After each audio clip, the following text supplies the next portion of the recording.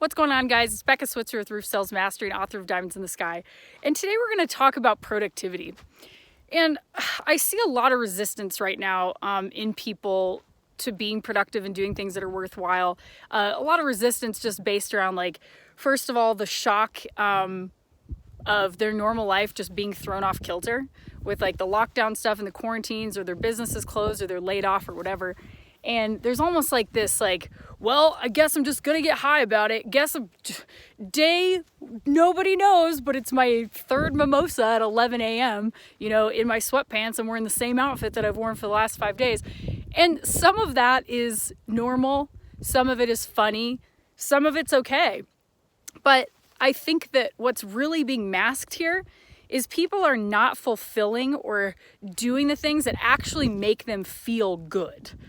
Like, it might feel good to kick your feet up and watch, 11 episodes of Always Sunny and get high every day, or get high 5 days a week, for the first week. But deep down, your inner being, your highest and best self, indicates to you with physical and emotional feelings inside, whether you're ignoring them or not. It indicates to you whether you're doing something worthwhile that makes you feel actually good about yourself.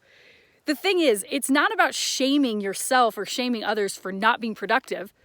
But the truth is, your best self, the best version of yourself deep inside, knows that when you're squandering your potential, it doesn't like that. You're squandering your potential. You're not giving your best to yourself, and you're not giving your best to the people in your life. Like, nobody benefits from you playing small. Your girlfriend, boyfriend, children, family, customers, neighbors, your network, like your friends, nobody benefits from you being less than your best, ever.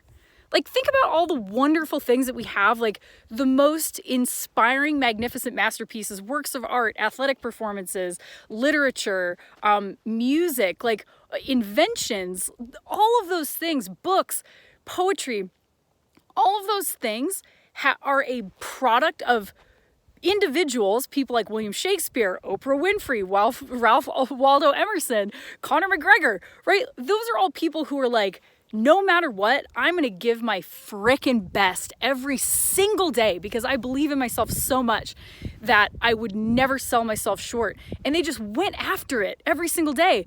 And in doing that, they felt so in alignment and inspired. And yes, there are days where they did just want to get high and kick up their feet and watch a TV show. I'm sure of it. And I'm sure that they do. That's part of it, right? On the 7th day he rested.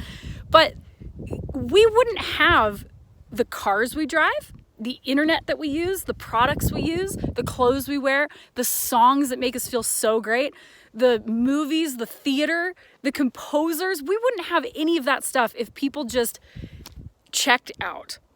And everybody has a valid excuse to check out, whether it's a quarantine, or they're depressed, or they just got divorced, or, they're not in the mood, or they feel sick, or whatever.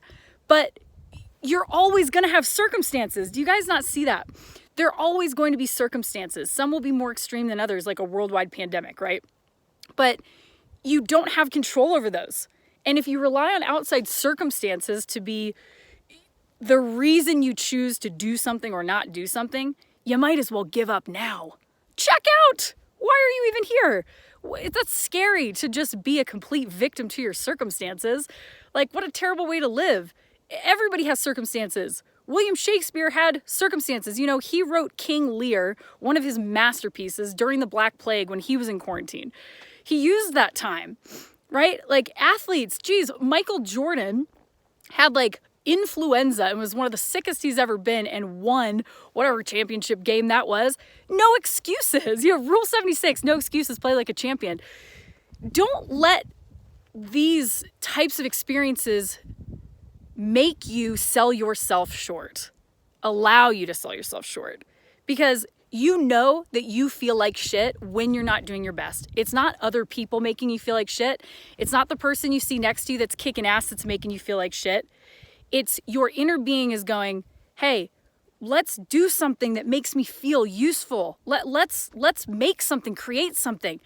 And every single time you numb that out with another glass of wine or another episode of TV or going back to bed or hitting snooze again, you're just hurting yourself. And again, we still have 24 hours in a day, 365 days a week, every single year. Okay, or 365 days a year. We have the same amount of time. The people who are absolutely crushing it and doing things worthwhile that bring tremendous value to each of us, whether it's song or art or music or inventions or whatever, they have the same amount of time. And guess what? Oprah Winfrey, Michael Jordan, William Shakespeare, they were all born little 7-pound meatballs pooping and crying just like you. Okay?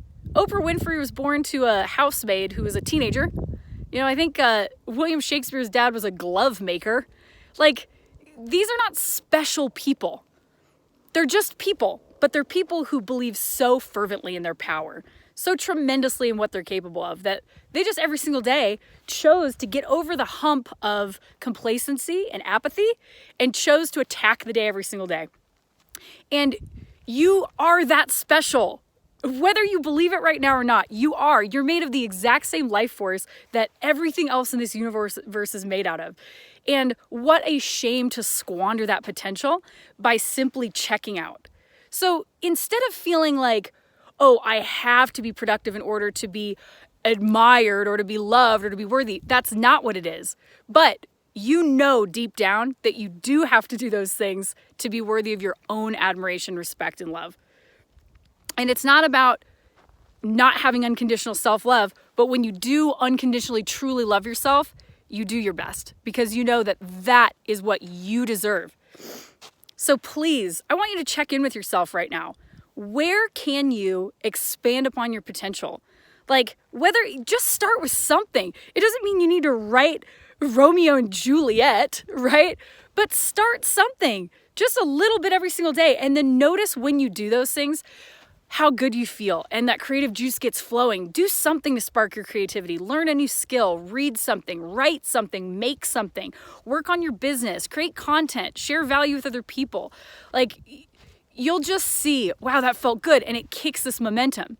And yes, sometimes you have to get yourself just off the couch and go, stand up, get up, no more. But you have to do that for yourself. Nobody else is going to do it for you. And the world is going to benefit from you giving your absolute best.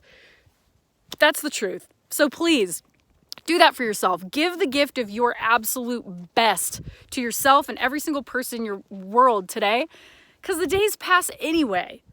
Wouldn't you rather do it making stuff that's worthwhile? I know I sure do. Anyways, I hope that inspires you guys today. Think about it. Write down some things. What can I do today? And just get started. Start somewhere. I love you guys. You're doing great. But let's just kick some ass. Catch you guys on the next one. Bye.